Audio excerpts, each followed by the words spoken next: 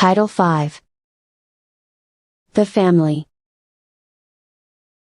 Chapter 1. The Family as an Institution. Article 149. The family, being the foundation of the nation, is a basic social institution which public policy cherishes and protects. Consequently, family relations are governed by law, and no custom, practice or agreement destructive of the family, shall be recognized, or given effect. Article 150. Family relations include those: 1. Between husband and wife. 2. Between parents and children. 3.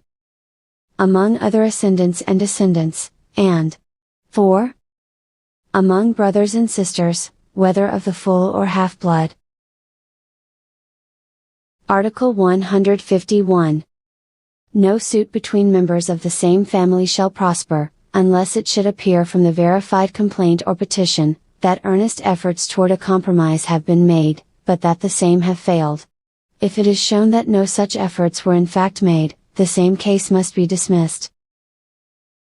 This rule shall not apply to cases, which may not be the subject of compromise under the Civil Code.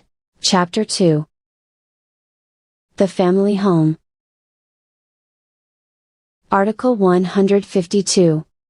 The family home, constituted jointly by the husband and the wife, or by an unmarried head of a family, is the dwelling house where they and their family reside, and the land on which it is situated.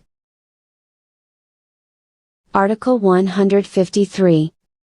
The family home is deemed constituted on a house and lot, from the time it is occupied as a family residence.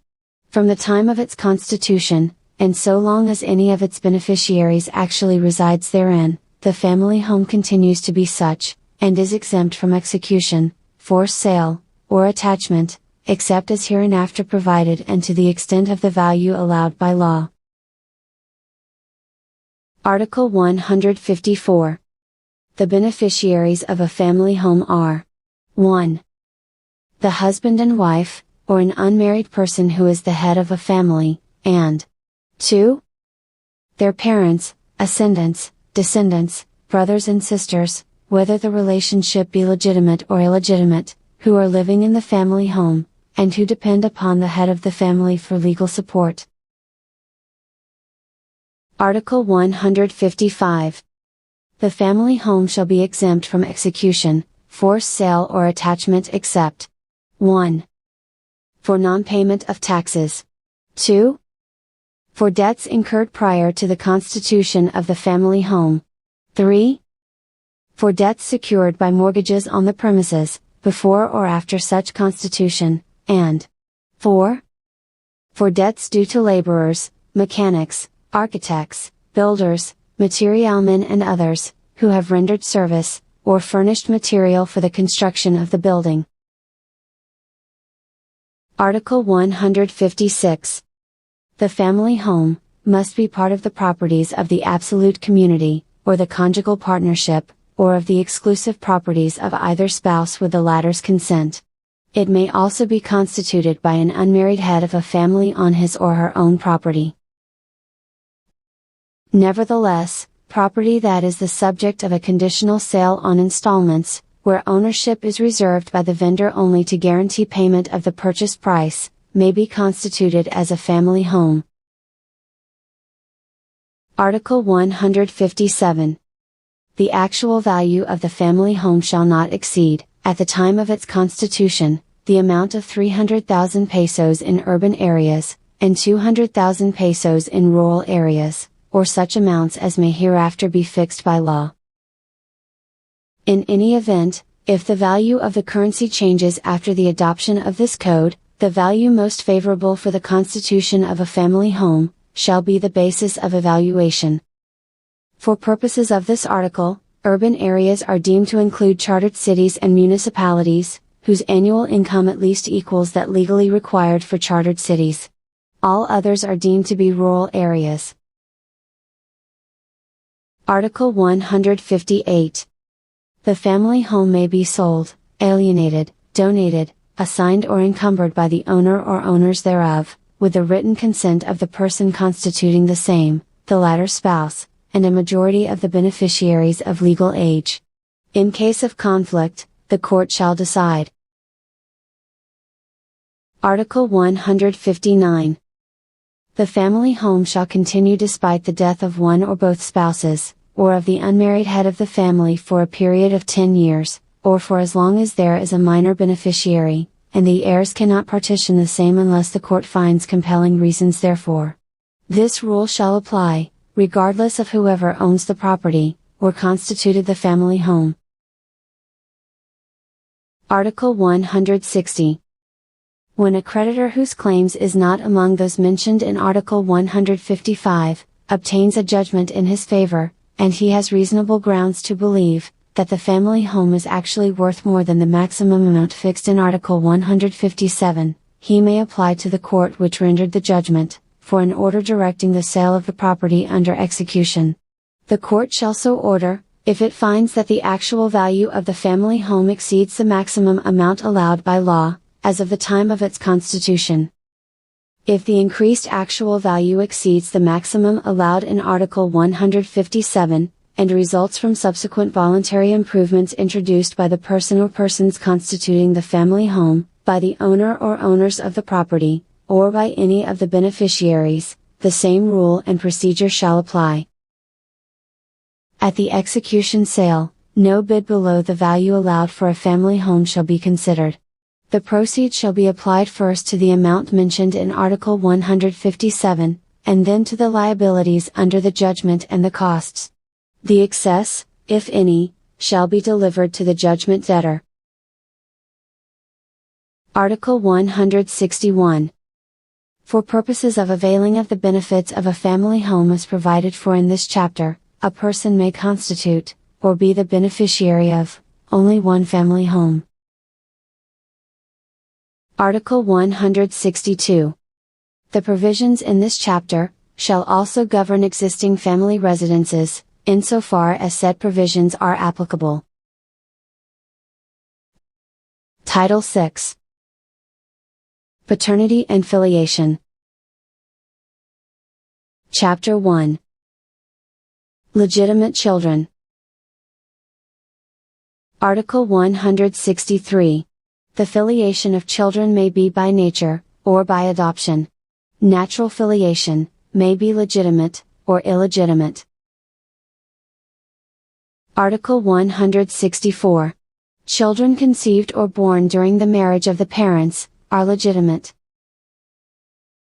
Children conceived as a result of artificial insemination of the wife with the sperm of the husband, or that of a donor or both, are likewise legitimate children of the husband and his wife, provided, that both of them authorized or ratified such insemination, in a written instrument executed and signed by them before the birth of the child. The instrument shall be recorded in the civil registry, together with the birth certificate of the child. Article 165. Children conceived and born outside of valid marriage, are illegitimate, unless otherwise provided in this code. Article 166. Legitimacy of a child, may be impugned only on the following grounds. 1. That it was physically impossible for the husband, to have sexual intercourse with his wife within the first 120 days of the 300 days which immediately preceded the birth of the child because of A. The physical incapacity of the husband to have sexual intercourse with his wife. B. The fact that the husband and wife were living separately, in such a way that sexual intercourse was not possible, or C. Serious illness of the husband, which absolutely prevented sexual intercourse. 2. That it is proved that for biological or other scientific reasons, the child could not have been that of the husband, except in the instance provided in the second paragraph of Article 164, or 3. That in case of children conceived through artificial insemination, the written authorization or ratification of either parent was obtained through mistake, fraud, violence, intimidation, or undue influence. Article 167. The child shall be considered legitimate, although the mother may have declared against its legitimacy, or may have been sentenced as an adulteress. Article 168. If the marriage is terminated, and the mother contracted another marriage within 300 days after such termination of the former marriage, these rules shall govern, in the absence of proof to the contrary. 1. A child born before 180 days after the solemnization of the subsequent marriage, is considered to have been conceived during the former marriage, provided it be born within 300 days after the termination of the former marriage. 2. A child born after 180 days, following the celebration of the subsequent marriage, is considered to have been conceived during such marriage, even though it be born within the 300 days after the termination of the former marriage. Article 169. The legitimacy or illegitimacy of a child born after 300 days following the termination of the marriage, shall be proved by whoever alleges such legitimacy or illegitimacy. Article 170. The action to impugn the legitimacy of the child, shall be brought within 1 year from the knowledge of the birth, or its recording in the civil register, if the husband or, in a proper case, any of his heirs, should reside in the city or municipality where the birth took place, or was recorded. If the husband or, in his default, all of his heirs do not reside at the place of birth as defined in the first paragraph or where it was recorded, the period shall be 2 years if they should reside in the Philippines, and 3 years if abroad. If the birth of the child has been concealed from, or was unknown to the husband or his heirs, the period shall be counted from the discovery or knowledge of the birth of the child, or of the fact of registration of said birth, whichever is earlier. Article 171. The heirs of the husband, may impugn the filiation of the child within the period prescribed in the preceding article, only in the following cases. 1. If the husband should die before the expiration of the period fixed for bringing his action. 2. If he should die after the filing of the complaint without having desisted therefrom, or 3. If the child was born, after the death of the husband. Chapter 2. Proof of Filiation. Article 172. The filiation of legitimate children, is established by any of the following. 1. The record of birth appearing in the civil register, or a final judgment, or 2.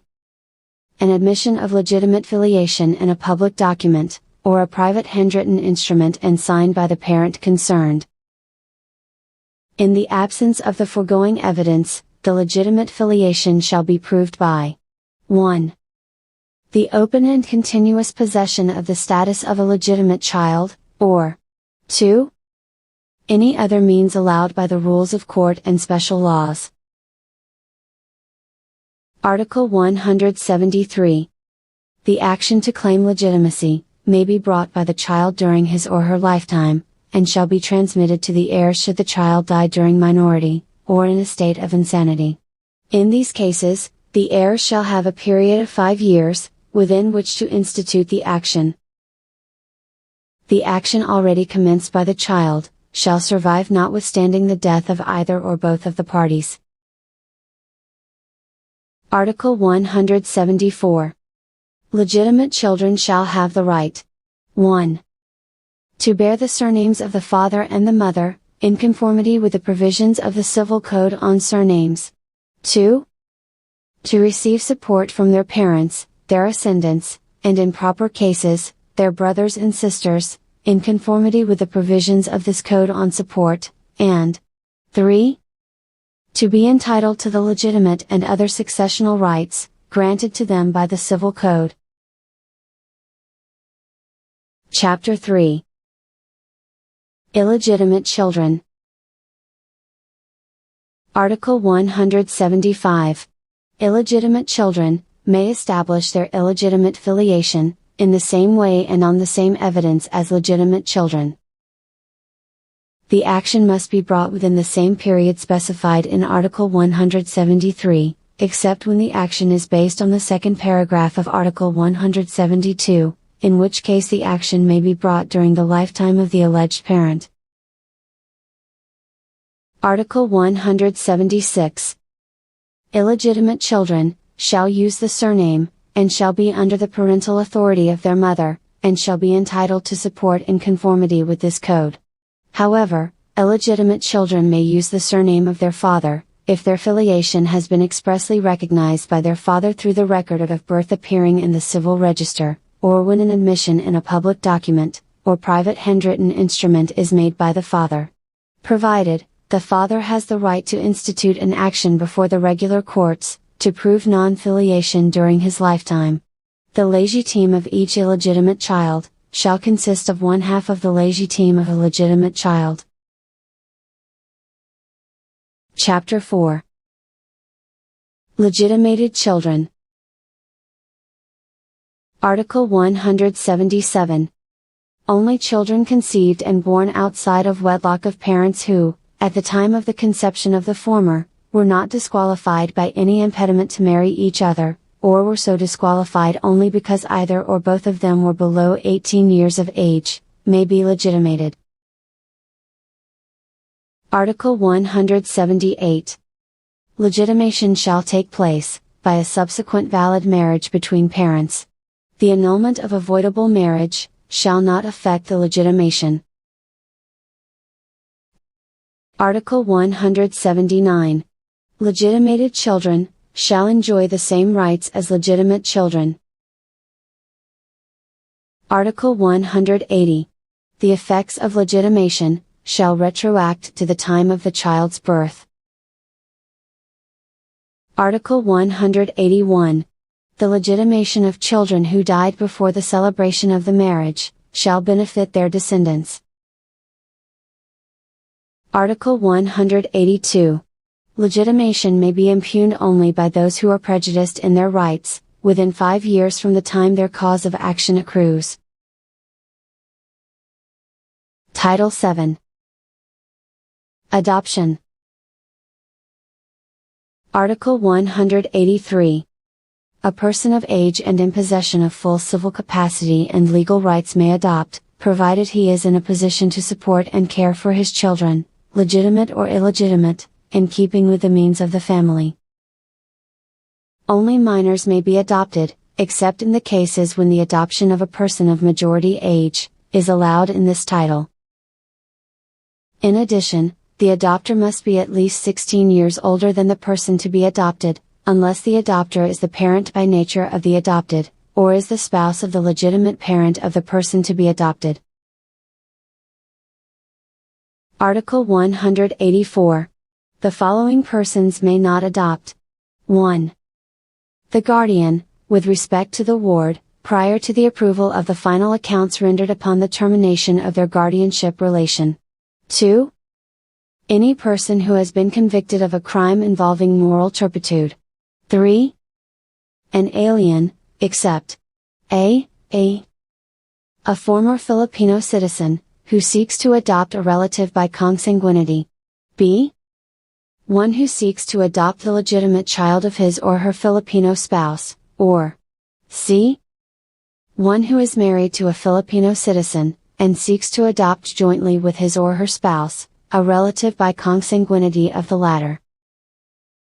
Aliens not included in the foregoing exceptions, may adopt Filipino children in accordance with the rules on intercountry adoptions as may be provided by law. Article 185. Husband and wife must jointly adopt, except in the following cases. 1.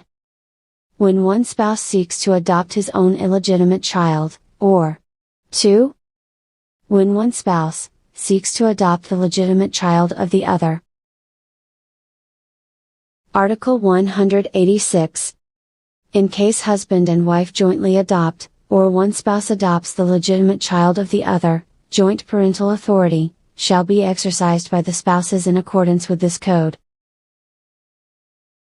Article 187. The following may not be adopted. 1.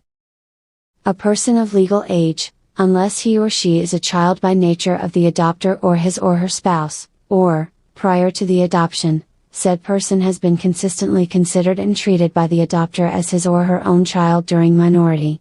2. An alien with whose government the Republic of the Philippines has no diplomatic relations, and 3. A person who has already been adopted, unless such adoption has been previously revoked or rescinded. Article 188. The written consent of the following to the adoption, shall be necessary. 1. The person to be adopted, if 10 years of age or over. 2. The parents by nature of the child, the legal guardian, or the proper government instrumentality. 3. The legitimate and adopted children, 10 years of age or over, of the adopting parent or parents. 4. The illegitimate children, 10 years of age or over, of the adopting parent, if living with said parent and the latter spouse, if any, and 5. The spouse, if any, of the person adopting or to be adopted. Article 189. Adoption shall have the following effects. 1.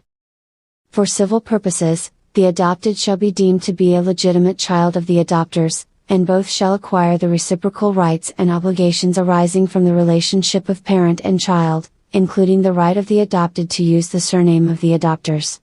2. The parental authority of the parents by nature over the adopted, shall terminate and be vested in the adopters, except that if the adopter is the spouse of the parent by nature of the adopted, parental authority over the adopted, shall be exercised jointly by both spouses, and 3. The adopted, shall remain an intestate heir of his parents and other blood relatives. Article 190. Legal or intestate succession to the estate of the adopted, shall be governed by the following rules. 1. Legitimate and illegitimate children, and descendants and the surviving spouse of the adopted, shall inherit from the adopted, in accordance with the ordinary rules of legal or intestate succession. 2. When the parents, legitimate or illegitimate, or the legitimate ascendants of the adopted concur with the adopter, they shall divide the entire estate, one half to be inherited by the parents or ascendants and the other half, by the adopters. 3. When the surviving spouse or the illegitimate children of the adopted concur with the adopters, they shall divide the entire estate in equal shares, one half to be inherited by the spouse or the illegitimate children of the adopted and the other half, by the adopters. 4.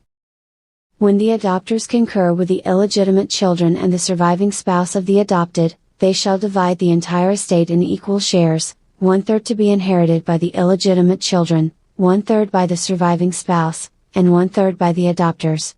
5. When only the adopters survive, they shall inherit the entire estate, and 6. When only collateral blood relatives of the adopted survive, then the ordinary rules of legal or intestate succession, shall apply. Article 191. If the adopted is a minor, or otherwise incapacitated, the adoption may be judicially rescinded, upon petition of any person authorized by the court, or proper government instrumentality acting on his behalf, on the same grounds prescribed for loss or suspension of parental authority. If the adopted is at least 18 years of age, he may petition for judicial rescission of the adoption, on the same grounds prescribed for disinheriting an ascendant. Article 192. The adopters may petition the court for the judicial rescission of the adoption, in any of the following cases. 1. If the adopted has committed any act, constituting ground for disinheriting a descendant, or 2. When the adopted has abandoned the home of the adopters during minority for at least 1 year, or by some other acts, has definitely repudiated the adoption. Article 193. If the adopted minor, has not reached the age of majority at the time of the judicial rescission of the adoption, the court in the same proceeding, shall reinstate the parental authority of the parents by nature, unless the latter are disqualified or incapacitated, in which case the court shall appoint a guardian over the person and property of the minor. If the adopted person is physically or mentally handicapped, the court shall appoint in the same proceeding, a guardian over his person or property or both. Judicial rescission of the adoption shall extinguish all reciprocal rights and obligations between the adopters and the adopted arising from the relationship of parent and child. The adopted shall likewise lose the right to use the surnames of the adopters, and shall resume his surname prior to the adoption. The court shall accordingly order the amendment of the records in the proper registries. Title 8. Support. Article 194.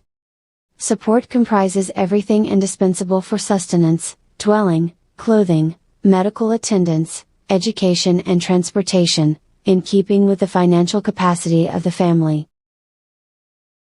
The education of the person entitled to be supported referred to in the preceding paragraph, shall include his schooling or training for some profession, trade or vocation, even beyond the age of majority. Transportation shall include expenses in going to and from school, or to and from place of work. Article 195. Subject to the provisions of the succeeding articles, the following are obliged to support each other, to the whole extent set forth in the preceding article. 1. The spouses. 2. Legitimate ascendants and descendants. 3.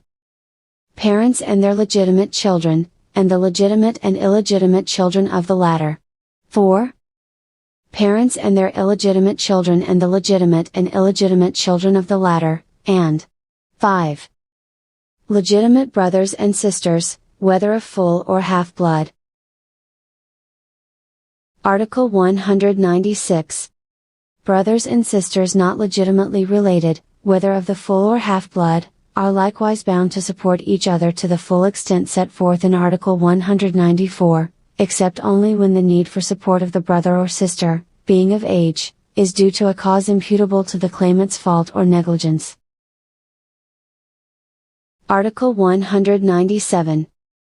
In case of legitimate ascendants, descendants, whether legitimate or illegitimate, and brothers and sisters, whether legitimately or illegitimately related, only the separate property of the person obliged to give support, shall be answerable, provided that in case the obligor has no separate property, the absolute community or the conjugal partnership, if financially capable, shall advance the support, which shall be deducted from the share of the spouse obliged upon the liquidation of the absolute community, or of the conjugal partnership. Article 198. During the proceedings for legal separation, or for annulment of marriage, and for declaration of nullity of marriage, the spouses and their children, shall be supported from the properties of the absolute community or the conjugal partnership.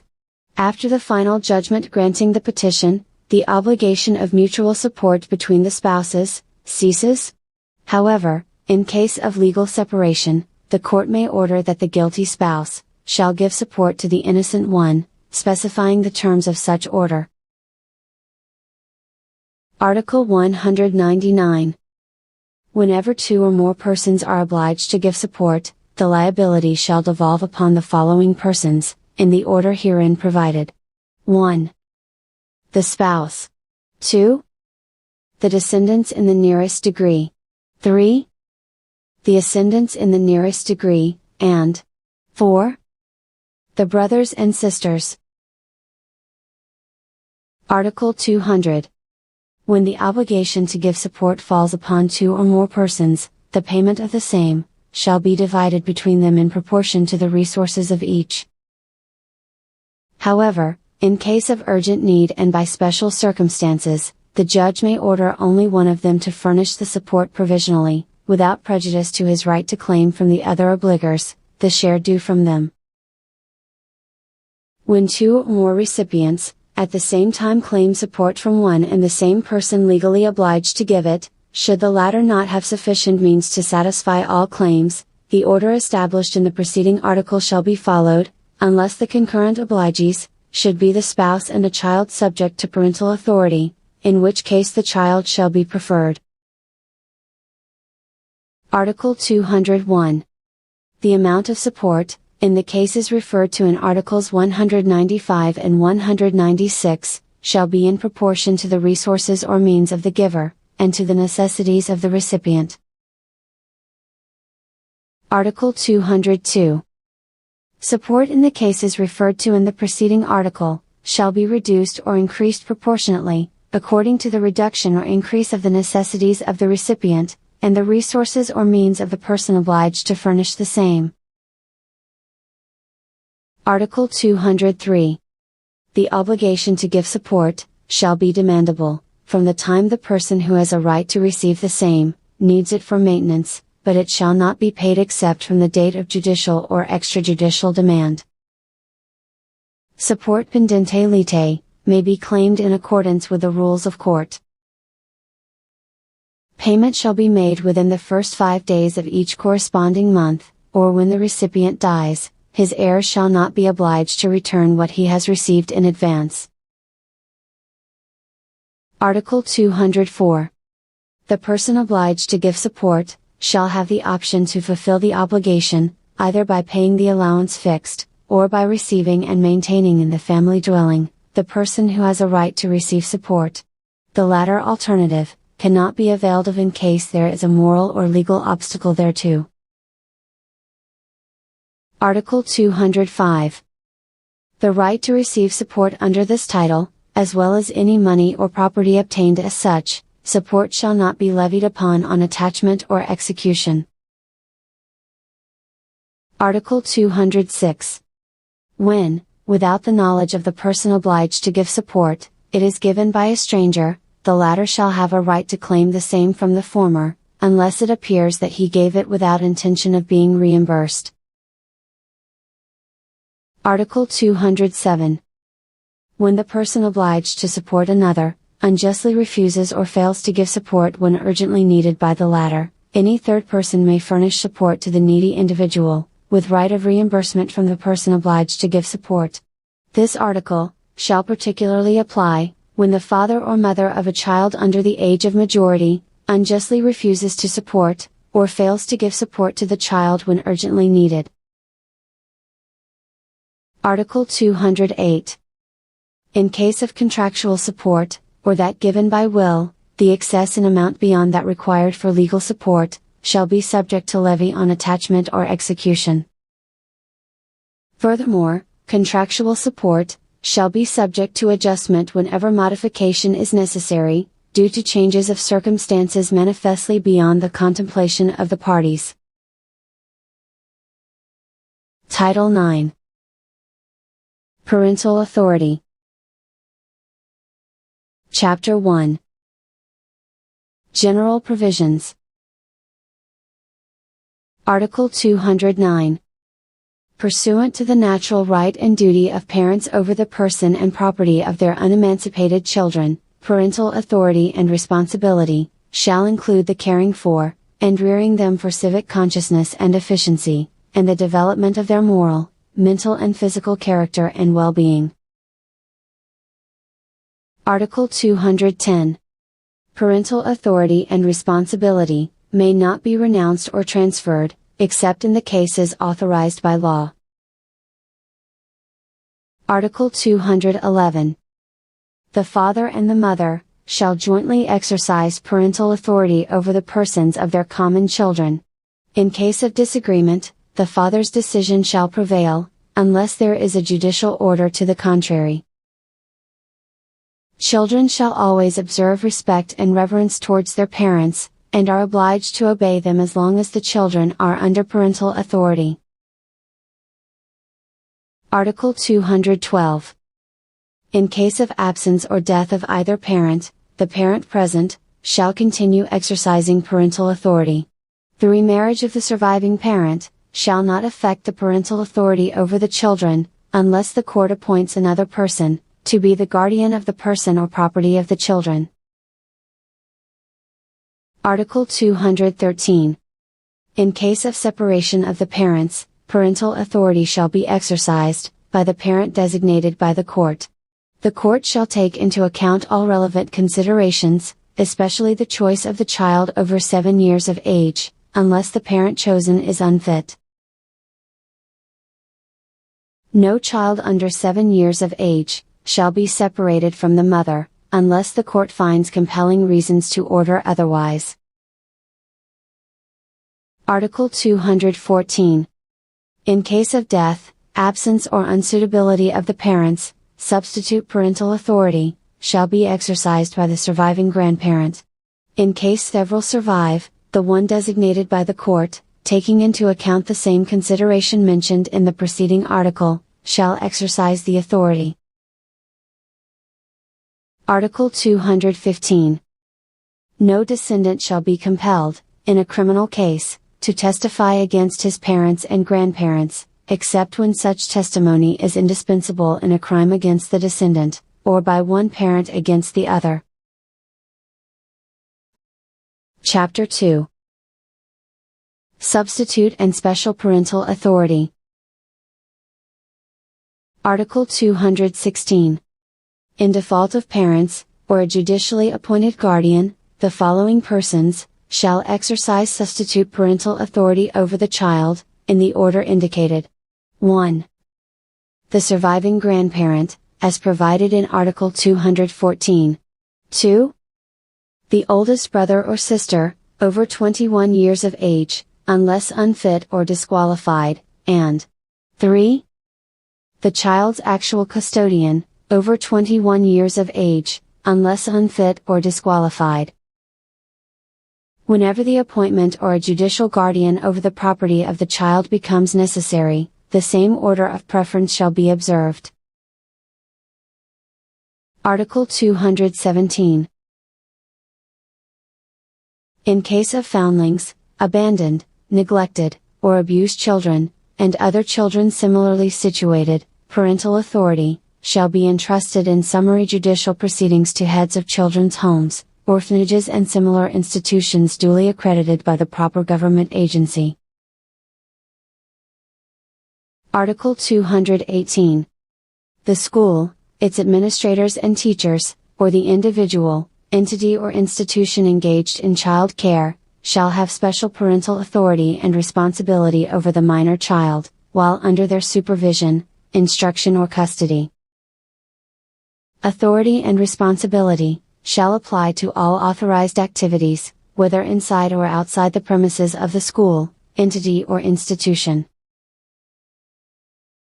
Article 219.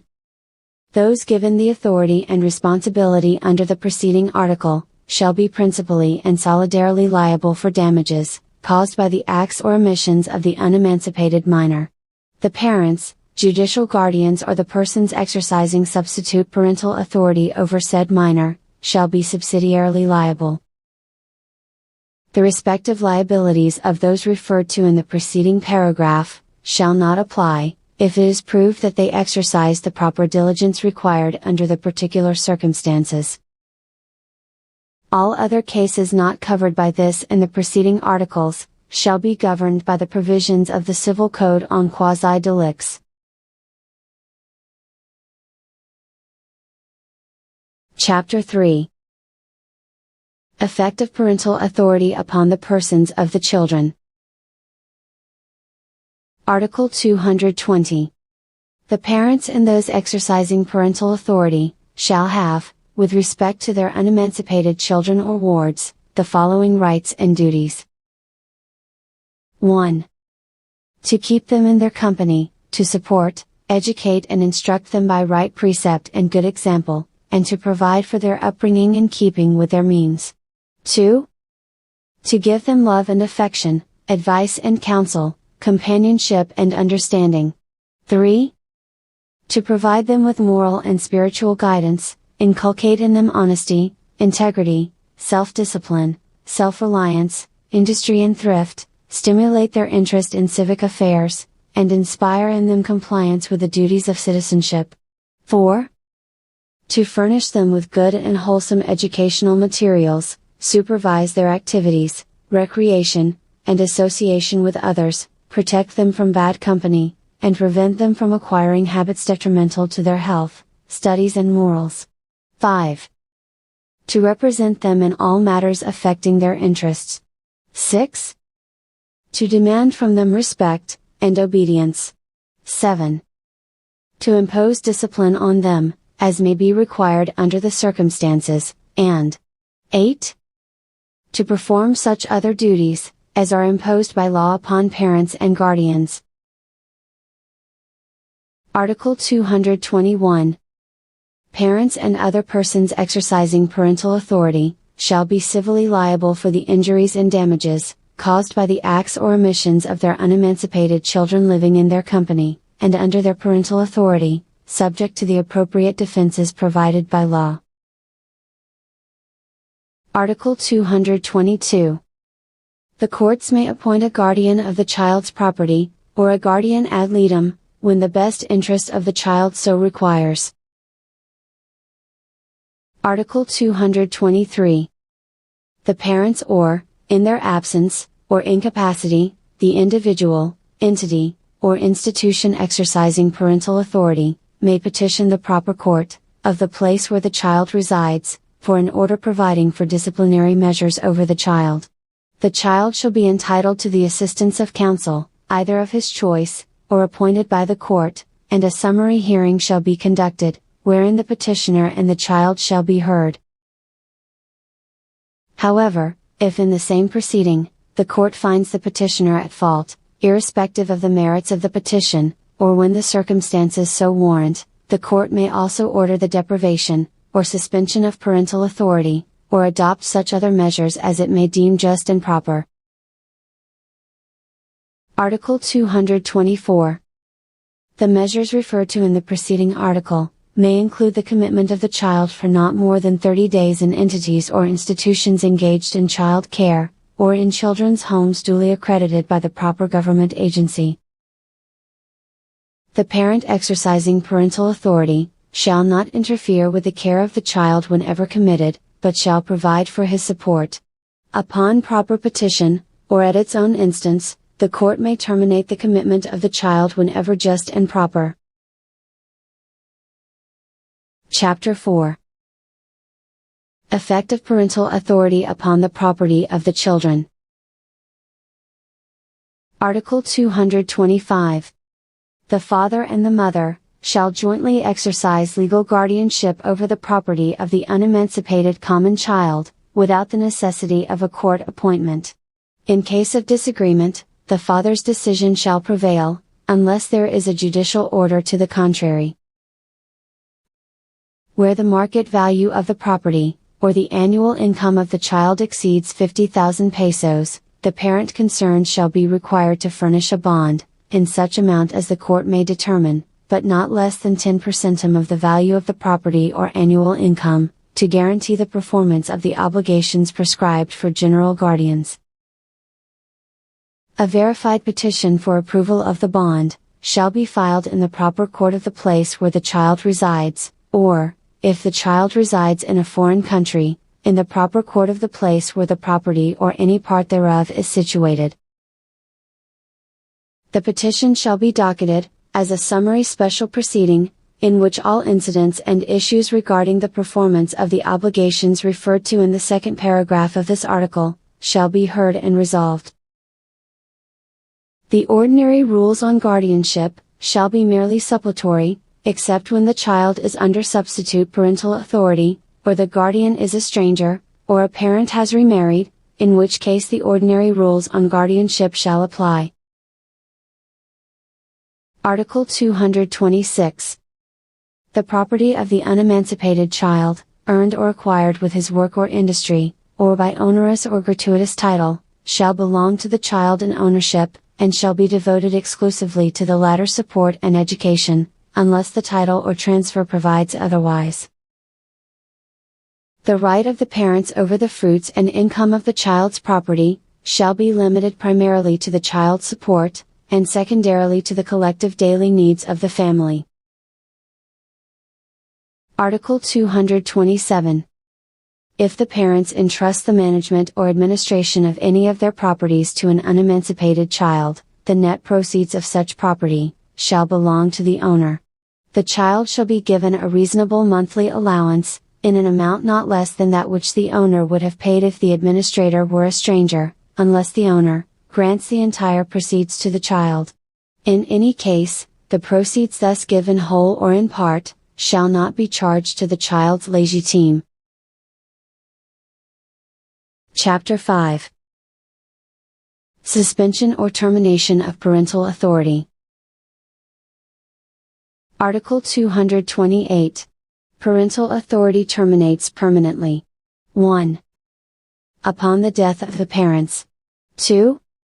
Upon the death of the child, or 3. Upon emancipation of the child. Article 229.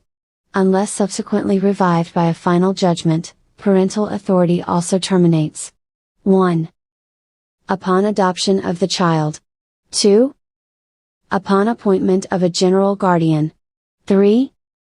Upon judicial declaration of abandonment of the child, in a case filed for the purpose. 4. Upon final judgment of a competent court, divesting the party concerned of parental authority, or 5. Upon judicial declaration of absence, or incapacity of the person exercising parental authority. Article 230. Parental authority is suspended, upon conviction of the parent, or the person exercising the same, of a crime which carries with it the penalty of civil interdiction. The authority is automatically reinstated, upon service of the penalty, or upon pardon or amnesty of the offender. Article 231. The court in an action filed for the purpose in a related case, may also suspend parental authority, if the parent or the person exercising the same 1. Treats the child with excessive harshness or cruelty. 2.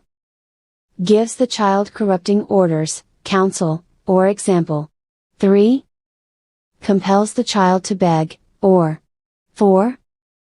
Subjects the child, or allows him to be subjected to acts of lasciviousness. The grounds enumerated above, are deemed to include cases, which have resulted from culpable negligence of the parent, or the person exercising parental authority. If the degree of seriousness so warrants, or the welfare of the child so demands, the court shall deprive the guilty party of parental authority, or adopt such other measures as may be proper under the circumstances. The suspension or deprivation may be revoked, and the parental authority revived, in a case filed for the purpose, or in the same proceeding, if the court finds that the cause therefore has ceased, and will not be repeated. Article 232. If the person exercising parental authority, has subjected the child, or allowed him to be subjected to sexual abuse, such person shall be permanently deprived by the court of such authority. Article 233. The person exercising substitute parental authority, shall have the same authority over the person of the child as the parents. In no case shall the school administrator, teacher, or individual engaged in child care exercising special parental authority, inflict corporal punishment upon the child. Title 10. Emancipation and Age of Majority. Article 234. Emancipation takes place by the attainment of majority. Unless otherwise provided, majority commences at the age of 18 years. Article 235. This has been repealed by Republic Act No. 6809. Article 236. Emancipation for any cause, shall terminate parental authority over the person, and property of the child, who shall then be qualified and responsible for all acts of civil life, save the exceptions established by existing laws in special cases. Contracting marriage, shall require parental consent, until the age of 21.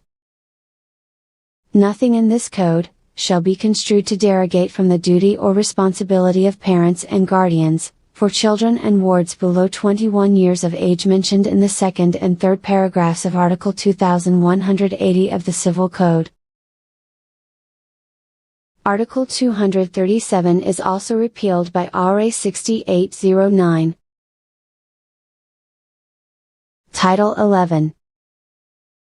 Summary Judicial Proceedings in the Family Law. Chapter 1. Scope of Application. Article 238.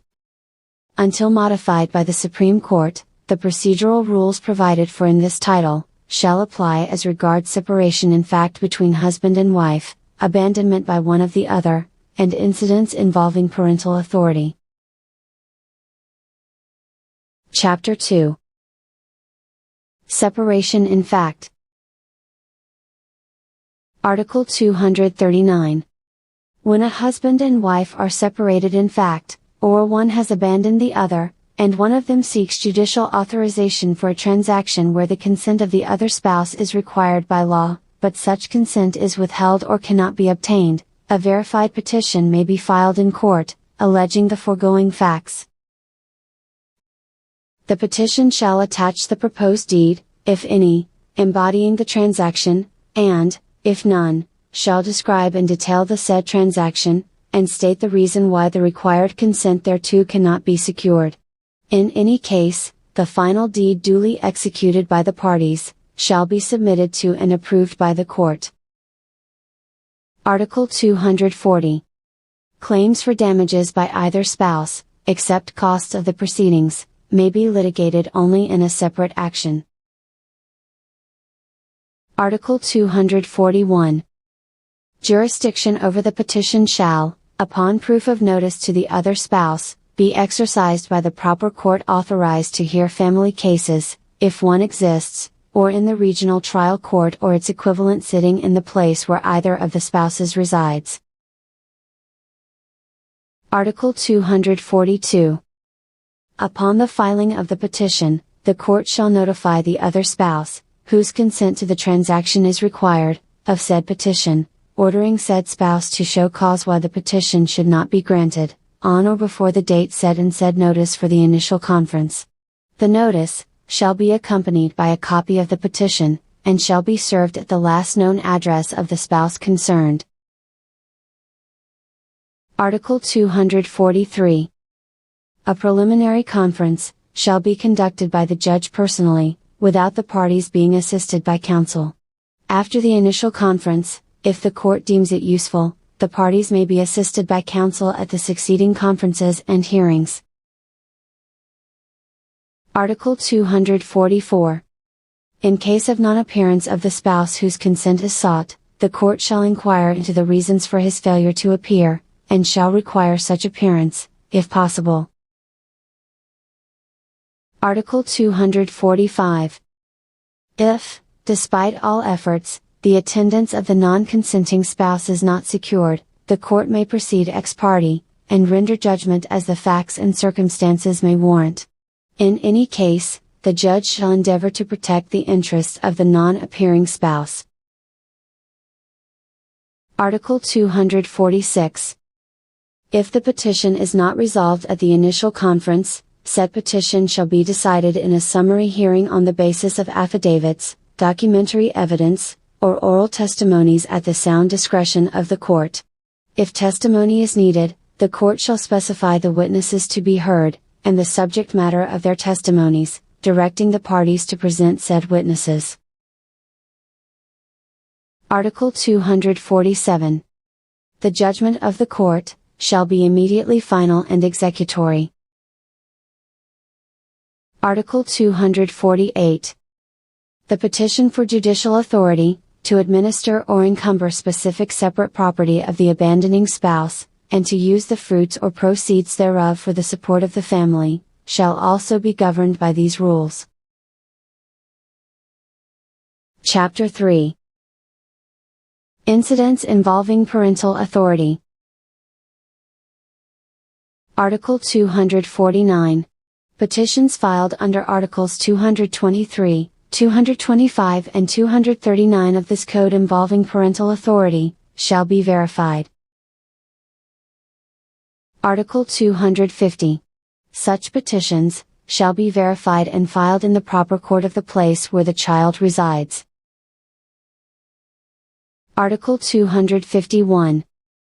Upon the filing of the petition, the court shall notify the parents or, in their absence or incapacity, the individuals, entities or institutions exercising parental authority over the child. Article 252. The rules in Chapter 2 hereof, shall also govern summary proceedings under this chapter, insofar as they are applicable. Chapter 4. Other matters subject to summary proceedings. Article 253. The foregoing rules in Chapters 2 and 3 hereof, shall likewise govern summary proceedings filed under Articles 41, 51, 69, 73, 96, 124 and 217, insofar as they are applicable. Title 12. Final Provisions. Article 254. Titles 3, 4, 5, 6, 7, 8, 9, 11, and 15 of Book 1 of Republic Act No. 386, otherwise known as the Civil Code of the Philippines, as amended, and Articles 17, 18, 19, 27, 28, 29, 30, 31, 39, 40, 41, and 42 of Presidential Decree No. 603, otherwise known as the Child and Youth Welfare Code, as amended, and all laws, decrees, executive orders, proclamations, rules and regulations, or parts thereof, inconsistent herewith are hereby repealed. Article 255.